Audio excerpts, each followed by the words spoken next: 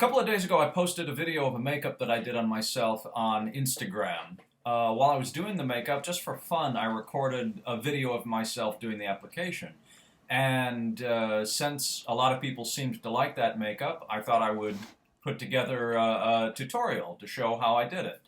It's funny, I actually was starting plans to film a series of high-quality tutorial videos for Instant Monsters when the entire world went crazy. So that is going to have to wait a while, and in the meantime, this will have to do. So I'm starting out applying Prosthetic adhesive to my face to stick the prosthetic in place. Prosthetic is an acrylic-based adhesive that is very, very useful. It goes on white, but then it dries clear, so it's super easy to tell when it's dry. You can see here I'm using a hairdryer to speed up the process a little bit. Basically, if you use enough of this that it takes longer than 30 seconds, you're putting on too much. So here's the prosthetic here, starting to stick it down, just starting loosely, figuring out the exact placement that I want. You can see I did a little bit of pre-painting on this, which I also got a video of.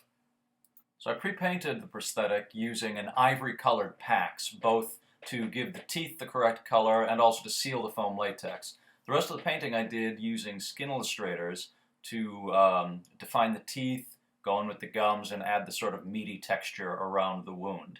I could have done all this on my face, but I didn't want to.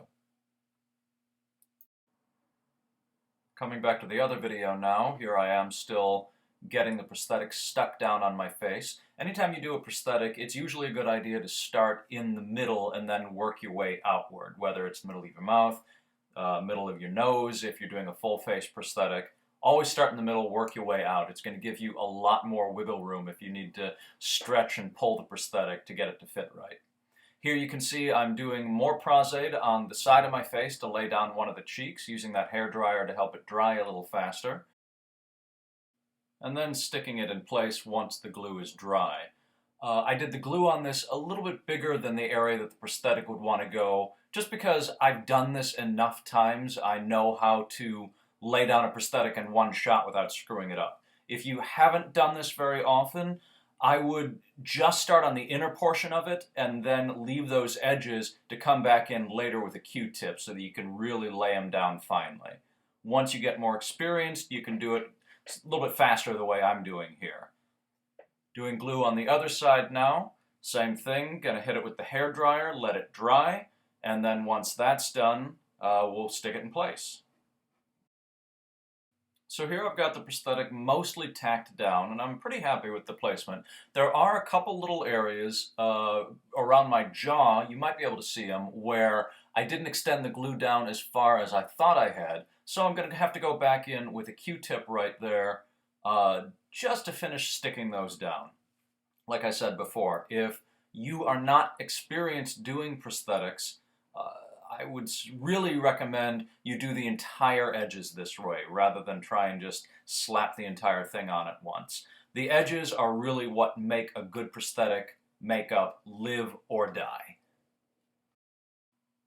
I did some editing in this video because I didn't really lay out my makeup station properly before I started, so I spent a lot of time just looking for things. So apologies for that.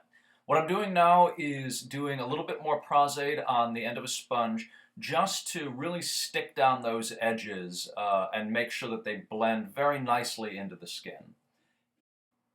If I was planning on doing the skin tone part of this makeup using a rubber mask grease or a cream makeup, I'd use the Prosthetic to seal the entire surface of the foam latex. That would help to keep the oils from the makeup from being absorbed into the rubber and having the color start to be affected.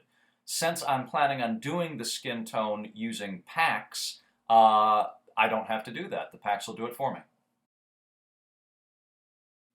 So drying the Prosthetic with a hairdryer, and then we'll hit it with a little bit of powder just to kill any residual stickiness, make sure it doesn't cause problems later.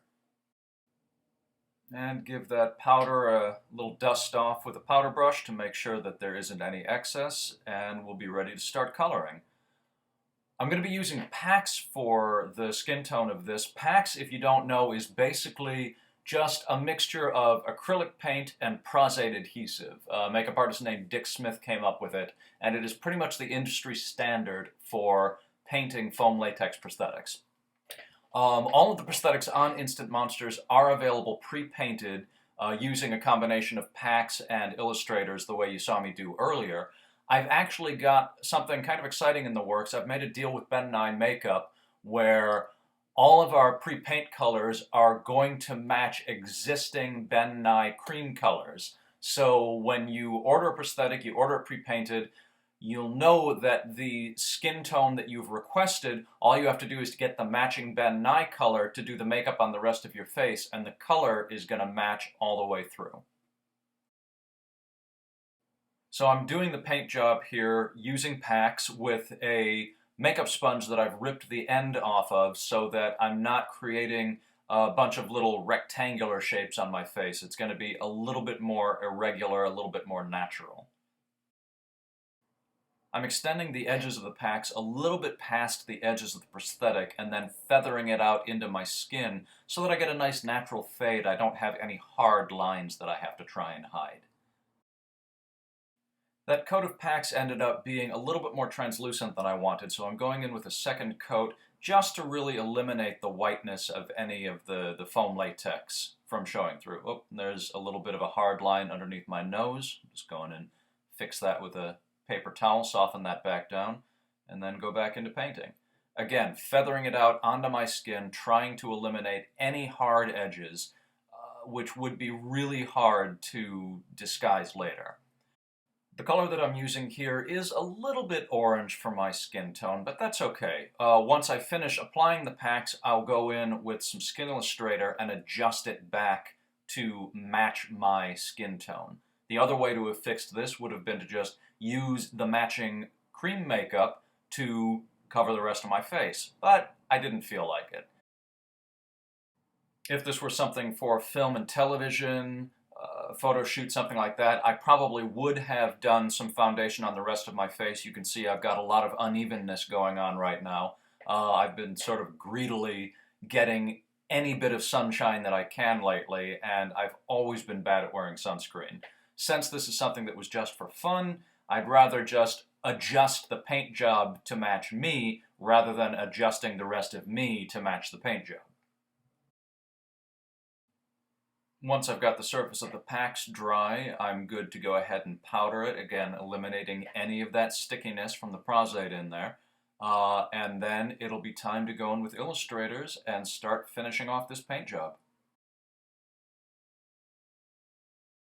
I started painting this makeup the way I paint most of my makeups, by spattering on thin washes of color. You cut down a chip brush and then use some really watered down alcohol makeup to create a series of freckles and spots and things that you layer one over top of another.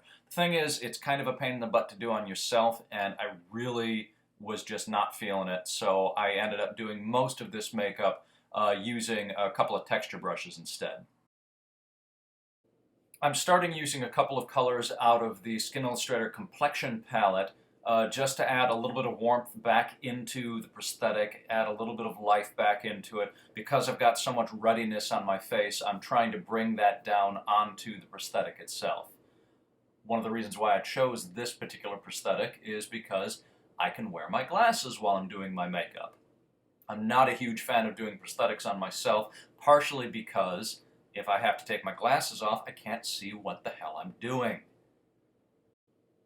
After a couple of shades from the Complexion palette, now I'm going in with Rice Paper from the original Skin Illustrator palette, just lightening that down a little bit, getting it down to the paleness of my own skin.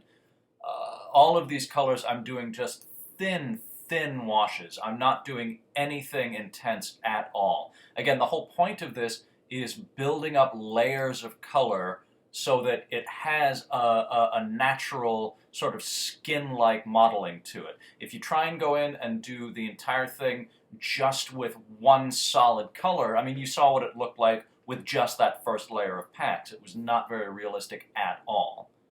Something like that might work for theater production or a dark haunted house or something like that, but part of the fun of this for me is to make this opaque piece of rubber look as realistic and as much like skin as possible. It's part of the challenge, that's part of the fun. So here we are back in spattering territory. I first learned spattering working at haunted houses and using this kind of trick that you can see me doing here on injury makeups. I'm going in with a blood red tone, very heavy spatter this time, not going for that thin wash, really wanting to get good solid droplets going on, and just going all over the outside of the prosthetic. It's not the most realistic thing in the world, but the effect is really cool looking. It's a fun way to sort of instantly punch up any kind of horror or gore makeup. And the last step I'm doing here is to go in with some darker blood tones just irregularly and really kind of make that injury area pop out. I'm going around the edges, around the deeper areas, just really trying to make the difference between the surface and that meaty injury pop. One thing I did not get a video of is adding the blood. Now, one of the downsides is any makeup like this, the blood sort of ends up obliterating any paint job that you've done. I like to do blood relatively thin. I don't like covering something in blood. But even doing it thin, you're going to lose a lot of that detail. In hindsight, I wish that I had gone in and done the interiors of the wound a lot darker, just to really help them pop out against all the redness that the blood is going to end up providing. Too much blood ends up having a very flattening effect on a three-dimensional makeup. What I ended up doing instead was going in with a dark blood paste and just sort of filling in some of the deeper areas, again, making that wound stand out from the blood on the surface around it, just so that everything wasn't a generic, even red field. Rock on. Yes, I'm a nerd. Shut up. That is the end of this tutorial. Thank you for watching. I hope you enjoyed it. I actually had a lot of fun making it, so there might be more of these coming in the future if people are interested. If you are, let me know.